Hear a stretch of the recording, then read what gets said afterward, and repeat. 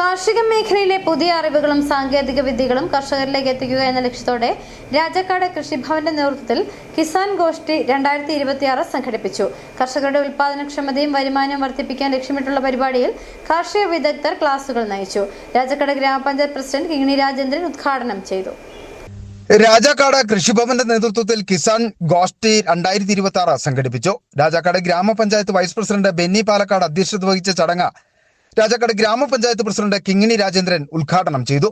കർഷകർക്ക് ശാസ്ത്രീയ കൃഷി രീതികളും പുതിയ കാർഷിക സാങ്കേതിക വിദ്യകളും പരിചയപ്പെടുത്തുക എന്ന ലക്ഷ്യത്തോടെയായിരുന്നു പരിപാടി. കൃഷിയെ സംബന്ധിച്ചുള്ള അവര് പരിജ്ഞാനമുള്ള ആളുകളാണ്. പലതരത്തിലുള്ള കൃഷിയാണ് നമ്മൾ നടന്നു പോകുന്നത്. അപ്പോൾ ഇങ്ങനെയുള്ള ഒരു വേദി, ഒരു തുറസായ വേദിയിലൂടെ വലിയ ചർച്ചകളൊക്കെ വെച്ച് നടത്തേണ്ട കാര്യങ്ങൾ വരെ നമുക്ക് ഇവിടെ ചർച്ച ചെയ്യേണ്ടതായിട്ട് വരുന്നുണ്ട്. രാജാക്കാട് കൃഷി ഓഫീസർ ഇന്ദുലേഖ BS സ്വാഗതം ആശംസിച്ചു. Doctor Sudhakar Soundararaja, doctor Geethu M എന്നിവർ വിവിധ കാർഷിക വിഷയങ്ങളിൽ പഠന ക്ലാസുകൾ നയിച്ചു.